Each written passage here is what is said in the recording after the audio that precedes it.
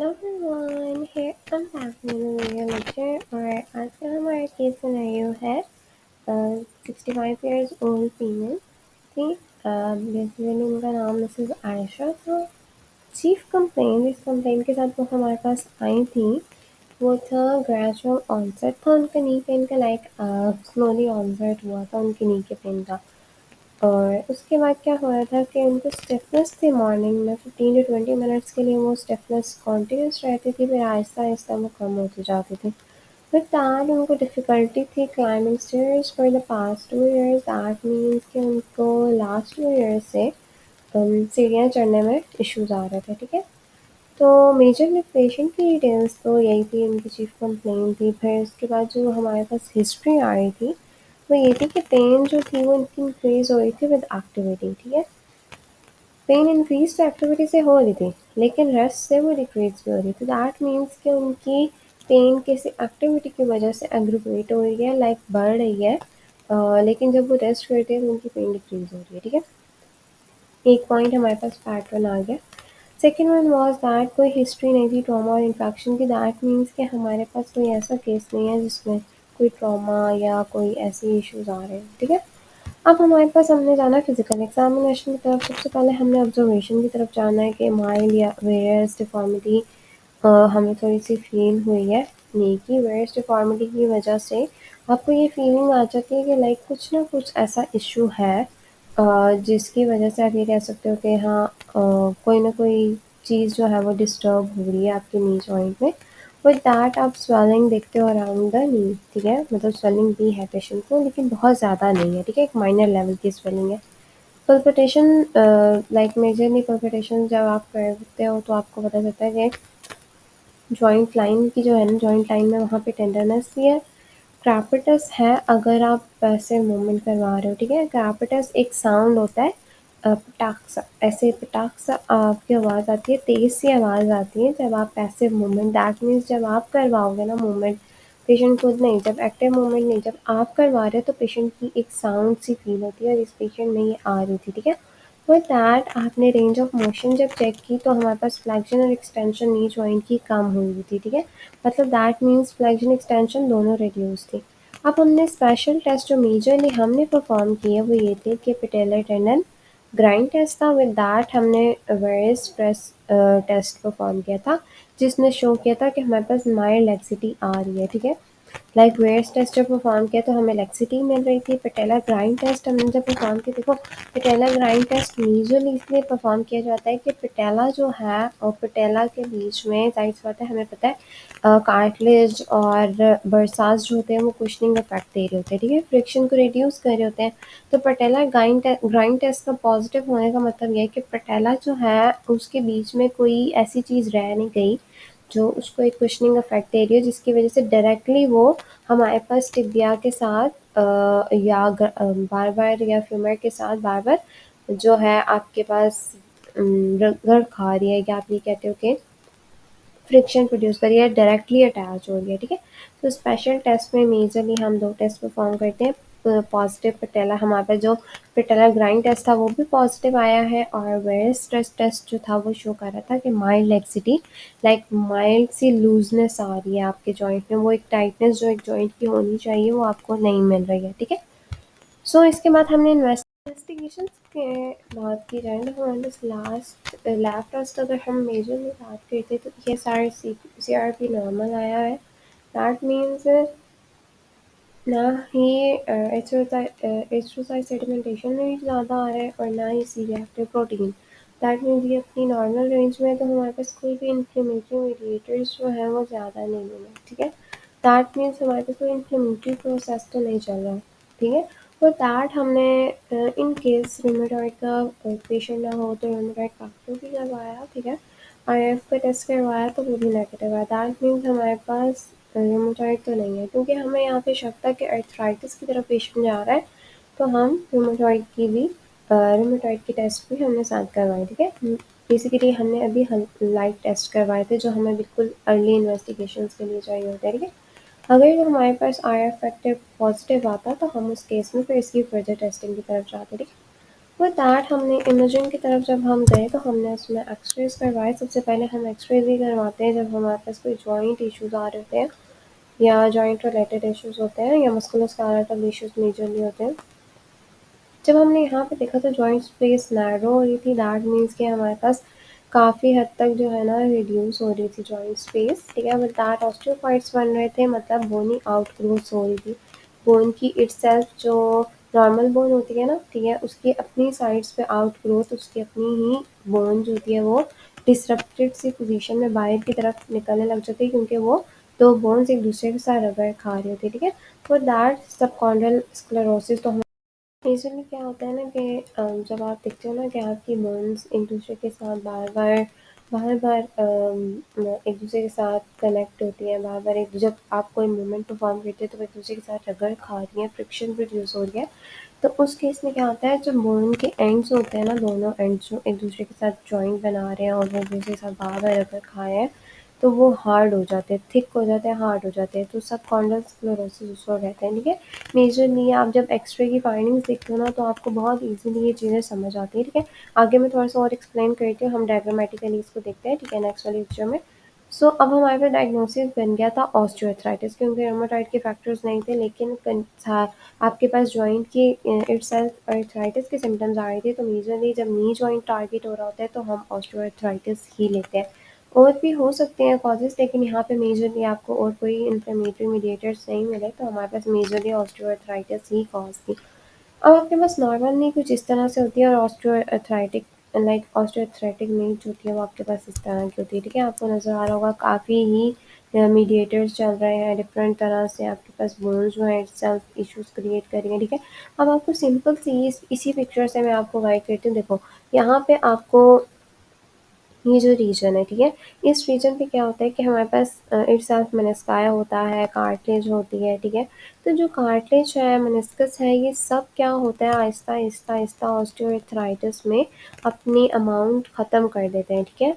इसमें मेजरली आपके पास जो सारे हेल्पफुल कंपोनेंट्स होते हैं ना साइनोवियल फ्लूइड के अंदर, वो सारे ख़त्म होने लग जाते हैं, ठीक है। और इटसेल्फ जो आपके पास साइनोवियल फ्लूइड आपको पास प्रेजेंट होता है ना, वो भी आहिस्ता-आहिस्ता बिल्कुल ख़त्म हो रहा होता है, ठीक है। तो ऑस्टियोआर्थराइटिस में मेजरली आपके पास इस तरह से कंडीशन आ रही होती है, जब आप देखते हो।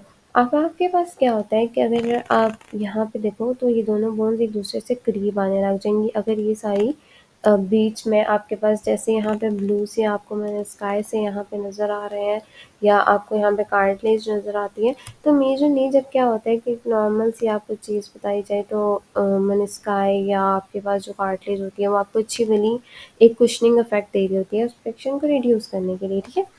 तो अब आप क्या करते हो कि जब ये ख़त्म हो जाएँगे तो वो आपको नहीं मिलेगा, तो यहाँ पे क्या होता है कि बोनी आउटग्रोथ्स निकलने लग जाती है, ठीक है। बोन इटसेल्फ वो बाहर की तरफ अपनी छोटी-छोटी प्रोमिनेंसेस सी बना देती है, ठीक है। विद दैट जिनको हम ऑस्टियोफाइट्स कहते हैं। फिर हमारे पास ये वाली जो बोन होगी, अगर ये बार-बार मूवमेंट के दौरान एक दूसरे से अटैच होंगी, कनेक्ट होंगी, क्योंकि इनके बीच में ऑलरेडी कोई चीज़ थी ना, जब आप किसी चीज़ के बीच में कुशन रख देते तो वो एक दूसरे के साथ नहीं अटैच होती ना, ठीक है। नॉर्मल भी अगर आप देखो अपने हाथ के बीच में रखोगे तो वो बार-बार रगड़ नहीं खाएगा। इसी तरह से आपकी बोन भी होती है, ठीक है। वो एक दूसरे के साथ अगर रगड़ नहीं खाएँगे वो नॉर्मल रहेगी, लेकिन जब वो रगड़ खाएगा तो वहाँ से बोन हार्ड होती जाएगी। विद टाइम वो बार-बार एक दूसरे के साथ रगड़ खाने की वज़ह से हार्ड हो जाते हैं, ठीक है। तो मेजरली ऑस्टियोआर्थराइटिस में ऐसे ही हो रहा होता है, ठीक है। अब हमारे पास मेजरली हमें डायग्नोसिस मिल गया तो हमने मेडिकल मैनेजमेंट की तरफ जाना है। मेडिकल मैनेजमेंट में ये होता है कि एनाल्जेसिक्स दे दी जाती हैं, ठीक है, पैरासिटामोल वगैरह, एनसाइड्स वगैरह, ताकि जो उनकी पेन है या जो उनके फ्लेयर अप्स उनके सिम्पटम्स ज़्यादा हो जाते हैं उनको कंट्रोल कर लिया जाए स्टार्टिंग में, इन्फ्लेमेटरी या कुछ ऐसी चीज़ें। With that intra articular injections corticosteroids के लगा दिए जाते हैं। अगर बहुत स्वेयर केस हो तो हाइलुरोनिक एसिड या कॉर्टिकोस्टेरॉइड्स के इंजेक्शन यूज़ होते हैं। हाइलुरोनिक एसिड अगर किसी को नहीं आइडिया तो मैं आपको बता देती हूँ कि क्या होता है। मेजरली हाइलुरोनिक एसिड हमारे पास एक विस्को सप्लीमेंटेशन है, ठीक है। अब ये क्या करता है, विस्कस प्रोवाइड करता है। आपके जो फ्लूइड की विस्कोसिटी होती है ना वो कम हो जाती है, लुब्रिकेशन कम हो जाती है। तो ये क्या करता है, ये उसको हाइलुरोनिक एसिड जो होता है, क्योंकि ये हमारे पास पॉलीमर है ना डायस्प्राइड्स का, तो अब क्या होता है कि ज़ाहिर-सी बात है ये काफ़ी हद तक अगर ये काम हो जाएगा ग्लूकोयूरोनिक एसिड होता है मेजरली आप जब हम डिस्कस कर रहे होते हैं इसको पढ़ने में, तो ये साइनोवियल फ्लूइड की विस्कोसिटी और इलास्टिसिटी में काफ़ी हद तक कंट्रीब्यूशन देता है आपको, हेल्प आउट करता है ताकि आप फ्रिक्शन को रिड्यूस कर सको जो आर्टिकुलर सरफेसेस के बीच में अ मिल रही है हमें, ठीक है? अब क्या होता है फ्रिक्शन बार-बार अगर आपको मिलेंगी ज़ाहिर-सी बात है आप डैमेज करोगे, तो अब उस फ्रिक्शन को हमें रिड्यूस करना है, ठीक है? एक जो फ्रिक्शन हमें मिल रही है कुशनिंग इफ़ेक्ट हमें चाहिए, ठीक है? तो हमें उस कुशनिंग इफ़ेक्ट को वापस लाना है और साइनोइड फ्लूइड की विस्कोसिटी अच्छी करनी है, इलास्टिसिटी को अच्छी अच्छी करनी है, तो हियालुरोनिक एसिड या कॉर्टिकोस्टेरॉइड्स के इंजेक्शन यूज़ होता है। हियालुरोनिक एसिड तो मेजरली इसलिए यूज़ हो रहा था, ठीक है? ताकि हम कार्टिलेज को भी इससे प्रोटेक्ट कर सकते हो वेयर टेयर क्योंकि एक नॉर्मल कंपोनेंट हो रहा होता है आपकी बॉडी में हम इन्हांस कर रहे होते हैं जॉइंट की एबिलिटी के वो कोई भी अब मैकेनिकल स्ट्रेस जो पहले वो हैंडल नहीं कर सक रहा था वो थोड़ा सा हैंडल कर सके, ठीक है? ताकि हम इम्प्रूव कर सकें उसकी जो एक नॉर्मल कंडीशन है, ठीक है? विद दैट ये जो हमारे पास कोई इन्फ्लेमेटरी साइटोकाइन्स वहाँ पे बन रहे हैं, उनकी भी प्रोडक्शन को कम कर देता है, अगर वहाँ पे बन रहे हैं, ठीक है? ज़ाहिर-सी बात है क्योंकि हम कह रहे हैं इन्फ्लेमेटरी स्लाइटली सा प्रोसेस ऐसे नहीं है कि प्रॉपर इन्फ्लेमेटरी प्रोसेस अभी स्टार्ट हुआ है, लेकिन हाँ स्लाइट्स इन्फ्लेमेशन जो है या स्वेलिंग जो है वो अगर प्रेज़ेंट है तो उसको रिड्यूस करता है। पेन के रिलीफ को भी काफ़ी हद तक हेल्प आउट करता है। मेजरली आप ये जो होती है ना इंट्रा-आर्टिकुलर लगाते हो इस इंजेक्शन को और नी जॉइंट के अंदर लगाते हो, ठीक है? फ्रीक्वेंसी ये होती है कि सीरीज़ में लगता है 1 to 5 injections weekly spaced like हर वीक 1 लगता है, ठीक है? इस तरह से डिपेंड करता है कि पेशेंट की कंडीशन कैसी है उसके अकॉर्डिंगली इसकी डोज़ डिवाइड की जाती है। और उम फिर आप मेजरली ये देखते हो माइल्ड टू मॉडरेट ऑस्टियोआर्थराइटिस में इसको रिकमेंड किया जाता है ज़्यादातर। बाकी हम फिज़िकल थेरेपी मेजरली मैनेजमेंट चल रही होती है। फिर बहुत ज़्यादा अगर स्ट्रेस हो तो टीकेआर की तरफ जाते हैं या total joint replacement total knee joint replacement की तरफ जाते हैं। मेजरली स्टार्टिंग में आप यही दे रहे हो तो ठीक है, आप कॉर्टिकोस्टेरॉइड्स के इंजेक्शन या आप ये चीज़ें कर सकते हो, ठीक है, जिससे हमारे पास काफ़ी हद तक जो है इफ़ेक्ट आता है। अब सप्लीमेंट्स क्यों दी जाती हैं ग्लूकोज़ामिन और कॉन्ड्रोइटिन की, ठीक है, मेजरली। अब आपको अगर सिंपल सी एक मैं चीज़ बताऊँ कि ये दोनों चीज़ें आपके लिए इम्पोर्टेंट है, ठीक है? अगर किसी को आइडिया नहीं है तो क्यों इम्पोर्टेंट है, हम उसको भी देख लेते हैं कि हमारे पास आप लोगों को क्या-क्या मेजरली चीज़ें होनी चाहिए। तो ये क्यों इम्पोर्टेंट है? देखो, ग्लूकोज़ामिन जो है वो मेजरली ग्लूकोज़ामाइन और डिफरेंट तरह से इसकी प्रोनाउंसिएशन ली जाती है। अच्छा, इसमें क्या होता है कि ज़ाहिर-सी बात है ये नेचुरली अमाइनो शुगर है, ठीक है? जो हमारे पास ड्राइव की जाती है ग्लूकोज़ से। अब क्या होता है ये हमारे पास एक्स्ट्रासेलुलर मैट्रिक्स में प्रेज़ेंट होती है जहाँ कार्टिलेज में या कनेक्टिव टिश्यूज़ के एक्स्ट्रासेलुलर मैट्रिक्स में प्रेज़ेंट है। तो हमारे पास कार्टिलेज का ना ये बहुत इम्पोर्टेंट बिल्डिंग ब्लॉक है जिसको हम कहते हैं कि गैप्स के नाम से या प्रोटीओग्लाइकन्स के नाम से जानते होते हैं, ठीक है?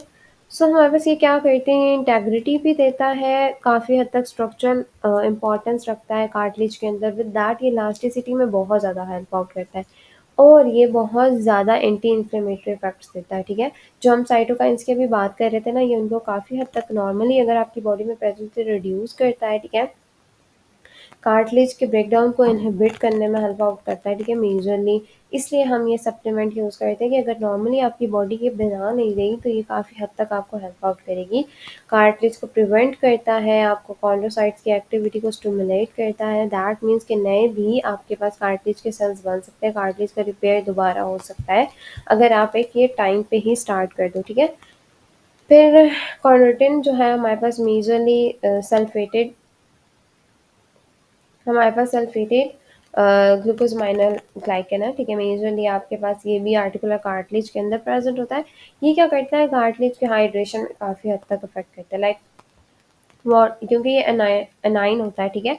तो एनायनिक चार्ज जो होता है वो वाटर को अट्रैक्ट करता है अपनी तरफ, ठीक है? और कार्टिलेज को काफ़ी हद तक विस्कस करता है। जैसे हम अभी भी बात कर रहे थे, हमें फ्लूइड चाहिए, हमें एक उसके अंदर विस्कस इलास्टिक प्रॉपर्टीज़ चाहिए, ठीक है? जो ये हमारे पास सप्लीमेंटेशंस जो हैं वो प्रोवाइड कर रही होती है, ठीक है? विद दैट आपके पास ये काफ़ी हद तक जो होता है वो इनहिबिट कर देता है कार्टिलेज का ब्रेकडाउन जैसे हमने पहले भी कहा कि ये जो ग्रेडिंग एंजाइम्स हैं या डिग्रेडिंग या फिर जो आपके पास हेल्प जो एंटी इन्फ्लेमेटरी इफेक्ट्स हैं, ये वो भी उनको भी काफ़ी हद तक रेगुलेट करता है, क्योंकि ये रिड्यूस कर देता है आपके पास साइटोकाइंस की एक्टिविटी को। विद दैट ये कार्टिलेज का ब्रेकडाउन इनहिबिट करता है, ताकि जो डिग्रेडिंग एंजाइम है आपके पास कार्टिलेज के, जैसे मेजरली क्या होते हैं, कोलेजिनियस, हाँ यही है, कोलेजनेज और वगैरह, हाइड्रोयूरेडिनेज वगैरह इस तरह से होते हैं। तो मेजरली आपके पास ये जो आपके पास डिग्रेडिंग एंजाइम्स होते हैं ना, इनको काफ़ी हद तक रिड्यूस कर देता है। तो मेजरली आप ये चीज़ें देखते हो। तो अब हमें पता है कि हमने सारी बात की, तो ये ऑस्टियोआर्थराइटिस की मैनेजमेंट में काफ़ी हद तक हेल्प आउट करते हैं, उनकी कार्टिलेज की इंटेग्रिटी को सपोर्ट करते हैं। आप सपोर्ट करने में हेल्प आउट करेंगे, इम्प्रूव करेंगे जॉइंट के लुब्रिकेशंस को, रिड्यूस करेंगे इन्फ्लेमेशन को, काफ़ी हद तक ये इम्प्रूव करते हैं और इसकी एविडेंस भी काफ़ी अच्छा है। लाइक ये वाकई ही जॉइंट की स्पेस जो नैरो हो रही थी उसके प्रोग्रेशन को काफ़ी हद तक डिले कर देता है, ठीक है। सिम्टोमेटिक रिलीफ भी आपको प्रोवाइड करते हैं माइल्ड टू मॉडरेट ऑस्टियोआर्थराइटिस में। बहुत स्वेरिटी आ जाए ना अगर ऑस्टियोआर्थराइटिस में, फिर थोड़ा सा आपको इशू होता है कि लाइक हाँ मुश्किल है, लेकिन आपके उस केस में भी आपको हेल्प आउट कर देते हैं। ओके, अब हम चलते हैं अपने फेवरेट टॉपिक की तरफ, that is physical therapy management. Physical therapy management में आपको पता है pain relief majorly TENS apply कर सकते हो, आप अल्ट्रासोनिक थेरेपी दे सकते हो, मतलब इलेक्ट्रो की मोडालिटीज आप जो मर्जी यूज़ करना चाहो आप यूज़ कर सकते हो, लेकिन जो मेजरली आप वहाँ पे टारगेट करते हो आइस की एप्लीकेशन, अगर पेन रिलीफ थोड़ी एक्यूट है, ठीक है, लेकिन टेंस और अल्ट्रासोनिक थेरेपी काफ़ी ज़्यादा इफेक्टिव होती है जब पेन रिलीफ आपको चाहिए, ठीक है। विद दैट आप स्ट्रेंथनिंग की तरफ जाओ तो क्वाड्रिसेप्स और हैंड्स की स्ट्रेंथनिंग की तरफ जाते हो, जिनमें ना अगर आप पेशेंट्स, ऐसे पेशेंट्स देखते हो ना जो ये ऐसे हैं, मतलब आपके पास वो एक ही पेशेंट्स है, तो इनमें आप लाइट एक्सरसाइज की तरफ जाते हो, बहुत ज़्यादा स्वेयर एक्सरसाइज की तरफ नहीं जाते हो, ठीक है। जैसे ब्रिजिंग हो जाती है आपके पास, ठीक है, फिर आपके पास कर्ल्स आ जाते हैं हैमस्ट्रिंग के, फिर आप बहुत ज़्यादा स्ट्रॉन्ग की तरफ नहीं जाते हो, आप लाइट लाइट एक्सरसाइजेस करवाते हो। इसमें आइसोमेट्रिक एक्सरसाइजेस के साथ साथ आप आइसोकाइनेटिक की तरफ भी जाते हो, जैसे यहाँ पे आपको क्लोज रेंज आइसोकाइनेटिक एक्सरसाइजेस बताई गई हैं, ठीक है। आइसोकाइनेटिक एक्सरसाइजेस पता है कौन सी एक्सरसाइज होती हैं, जिनमें आप अपनी डिस्टल एक्सट्रीमिटी ना मूव नहीं करते हो, जैसे हैंड हो गया या फुट हो गया, ठीक है। इनको आप मूव नहीं करवाते हो, इनको जो होते हैं ना आप फुट के लाइक किसी स्ट्रॉन्ग सरफेस के साथ, जैसे ग्राउंड हो गया, बेड हो गया, इसके साथ अटैच रहने देते हो, तब आप एक्सरसाइज कराते हो, ठीक है। तो इसमें ये होता है कि काफ़ी हद तक ना आप फंक्शनल स्ट्रेंथ, स्टेबिलिटी, कोऑर्डिनेशन को आप इकट्ठे प्रमोट कर रहे होते हो, मल्टीपल जॉइंट्स पे आप काम कर रहे होते हो, ठीक है। जॉइंट की स्टेबिलिटी, प्रोप्रियोसेप्शन को काफ़ी हद तक आप इम्प्रूव कर रहे होते हो, ठीक है। तो ये मेजरली आप इसलिए कर रहे होते हो, ठीक है। ये मेनली है क्वाड्रिसेप्स और हैमस्ट्रिंग की स्ट्रेंथनिंग के बाद आप close kinetic exercise, chicken exercise की तरफ जाते हो। तो आप यही बात करते हो कि लाइक क्लोज काइनेटिक में जैसे आपने कभी देखे मिनी स्क्वाट टाइप पोजीशन होती हैं, फिर स्टेप अप्स, लाइक आप लो स्टेप्स 4 to 6 इंचज़ के स्टेप्स यूज़ करते हो और पेशेंट को कहते हो 1 फुट आप ऊपर की तरफ, फिर दूसरा आप ऊपर लेके जाओ, तो इस तरह से ना बैक टू बैक, ठीक है, स्टेप बैक डाउन 1 by 1, ठीक है, हर स्टेप में लाइक तरह से। तो ये हमारे पास क्वाड्रिसेप्स और ग्लूट की स्ट्रेंथनिंग काफ़ी अच्छी करवाती है, ठीक है, जैसे स्ट्रेट क्लाइंबिंग की पोजीशन करवा रही होती है। वॉल सिट्स भी आप करवा सकते हो, लेकिन डिपेंड करता है कि पेशेंट कंडीशन कैसी है। वॉल हील रेजेस आप बहुत ज़्यादा करवाते हो। हील रेज ये होता है कि लाइक आप पेशेंट को कहते हैं अपने हील को अपनी लाइक ऊपर कर लें, ठीक है, टोज़ के ऊपर आ जाए, तो आपने फिर आहिस्ता-आहिस्ता उसको वापस करो, तो ये काफ़ की स्ट्रेंथनिंग के लिए काफ़ी जो होती है ना हेल्प आउट होती है। सिट टू स्टैंड एक्सरसाइज भी करा सकते हो, लेकिन डिपेंड करता है, ठीक है, कितना पेशेंट कर सकते हैं, क्योंकि ऑलरेडी 65 ईयर्स ओल्ड पेशेंट है, तो आप इसमें बिल्कुल लाइट एक्सरसाइजेज़ से पहले स्टार्ट करवाते हो, फिर आहिस्ता-आहिस्ता आप इसकी स्ट्रेंथ बिल्डिंग की तरफ लेके जाओगे, ठीक है। फिर आरओएम एक्सरसाइज में हमें बात पता है कि लाइक हम क्या करवाते हैं कि रेंज ऑफ मोशन एक्सरसाइज में जनरल स्ट्रेचिंग की तरफ लेके जाएंगे, ताकि हमारे पास जॉइंट की जो फ्लेक्सिबिलिटी है ना वो इम्प्रूव हो, और मेजरली ना हम क्वाड्स की और आपके पास हैम्स की स्ट्रेंथनिंग स्ट्रेचिंग काफ़ी ज़्यादा करते हैं, विद दैट काफ। तो मैं खुद भी ज़्यादा रिकमेंड करती हूँ, और आप मेजरली अगर आप किसी पेशेंट्स को डिफरेंट तरह से डिफरेंट स्ट्रेंथिंग होती है, पर आप समटाइम्स मैं जो ना एज अ पेशेंट को, अगर किसी पेशेंट की ऐसी कंडीशन है, तो आप स्लाइट एसएलआर भी गाइड कर सकते हो, ठीक है, स्ट्रेट लेग रेज जिसमें होता है। उसमें ये होता है आप एक तो मल्टीपल मसल्स को भी टारगेट कर लेते हो, विद दैट आपको आइडिया हो जाता है। लेकिन आपने पेशेंट को इस साथ-साथ गाइड करना है कि अगर ये कंडीशन या अगर ये मूवमेंट आपकी पेन को एग्रवेट कर रही है तो आप इसको रिड्यूस कर दो, ठीक है? विद दैट आप फंक्शनल ट्रेनिंग जैसे गेट ट्रेनिंग की तरफ लेके जाते हो अगर ज़रूरत है तो, ठीक है? अगर ज़रूरत नहीं है तो फिर आपको ज़रूरत नहीं है, लाइक उनका गेट अगर ठीक है तो फिर आपको ज़रूरत नहीं है। लेकिन जहाँ पे आपको लग रहा है कि उसकी गेट की ट्रेनिंग आपने करानी है, उनका गेट डिस्टर्ब हो गया, लाइक उनकी चलने का जो पैटर्न था वो ख़राब हो गया है, तो आप उसकी तरफ उस पे भी हेल्प आउट कर सकते हो। एर्गोनॉमिक एडवाइस भी आप कर सकते हो, लाइक किस तरह से आपने बैठना, उठना है, किस तरह से आपने मूवमेंट करनी है डेली लिविंग्स की, एक्सेसिव स्ट्रेन ना पड़े, उसको कैसे अवॉइड करना है, ये सारी चीज़ें आप पेशेंट को एजुकेट कर सकते हो, उसके लिए ट्रेन कर सकते हो, ठीक है? एजुकेशन में वही आपके पास आ जाती है वेट मैनेजमेंट, ठीक है? सबसे पहले आपने पेशेंट को कहना है अपना वेट जो है ना उसको मैनेज करें, बहुत ज़्यादा ओवर वेट नहीं होना, और अपनी कोशिश करें अगर अब वो ओबीज़ है तो उनको वेट कम करना है काफ़ी ज़्यादा, ठीक है? विद दैट आपके पास जॉइंट की प्रोटेक्शन टेक्निक्स जैसे स्पोर्ट्स आप गाइड करते हो ना कि नी स्पोर्ट पहन लें, या आप जैसे हम मेजर डिफरेंट एरियाज़ के लिए स्पोर्ट्स गाइड करते हैं, इस तरह से नी स्पोर्ट मेजरली आप इस केस में देते हो पेशेंट को। तो आपके पास ये होता है फिजिकल थेरेपी मैनेजमेंट है इसलिए इफेक्टिव है, मुझे जो स्ट्रेंथनिंग और स्ट्रेचिंग एक्सरसाइज में बहुत ज़्यादा, लाइक एक्सरसाइज वाला जो पैटर्न होता है ना वो आप मैनुअली काफ़ी हद तक, ठीक है? विद दैट आप इसमें एक और चीज़ भी ऐड कर सकते हो, डिपेंड करता है पेशेंट कंडीशन में, ठीक है? मायोफेशियल रिलीज, ठीक है? मायोफेशियल रिलीज़ बहुत ज़्यादा लोग नहीं परफॉर्म करते। ट्रिगर पॉइंट से मायोफेशियल रिलीज़ अगर आपको लगता है कोई मसल टाइट है नी के एरिया पे, ठीक है? जैसे हैंड्स, क्वाड्स या काफ मसल्स में से कोई भी टाइट है, तो आप उनको स्लाइटली सा रिलीज़ दे सकते हो। बहुत ज़्यादा नहीं करो क्योंकि ऑलरेडी वो 65 ईयर्स की हैं, तो हो सकता है उनके मसल अगर डैमेज होगा तो वापस रिवाइव होने में उनको टाइम लगेगा। लेकिन आप स्लाइट सा रिलीज़ कर सकते हो ताकि उनकी जो कंडीशन है काफ़ी हद तक पेन इम्प्रूव हो जाए, क्योंकि समटाइम्स ऐसा होता है कि मसल्स भी इटसेल्फ काफ़ी हद तक पेन को ना एग्रवेट कर देता है, तो उनकी पेन में भी काफ़ी हद तक जो है ना वो रिलीज़ आएगा। क्योंकि अगर टाइट हुए में होंगे ना मसल तो वो आपकी सारे बोन्स को एक अपनी तरफ खींच देते हैं ना, ठीक है? वो पुल वाला जो बात होती है मेजरली, वो अपनी तरफ पुल कर देते हैं, खींचते हैं, क्योंकि वो टाइटनेस की वजह से, तो उसकी वजह से पेन हो सकती है, ठीक है? तो आप इसमें मायोफेशियल रिलीज भी ऐड कर सकते हो, लेकिन ये भी डिपेंड करता है, कुछ लोग नहीं करते, कुछ लोग करते हैं। तो आपकी कंडीशन पेशेंट की देखोगे और उसके अकॉर्डिंगली आप इस ट्रीटमेंट को मैनेज करते हो। So thanks for watching. अगर चीज़ समझते हैं तो कमेंट सेक्शन में पूछ सकते हो। ये फिजिकल थेरेपी मैनेजमेंट की हमारे पास, और आज का केस है नहीं, है ऑस्टियोआर्थराइटिस के ऊपर। Thanks for watching. Bye bye.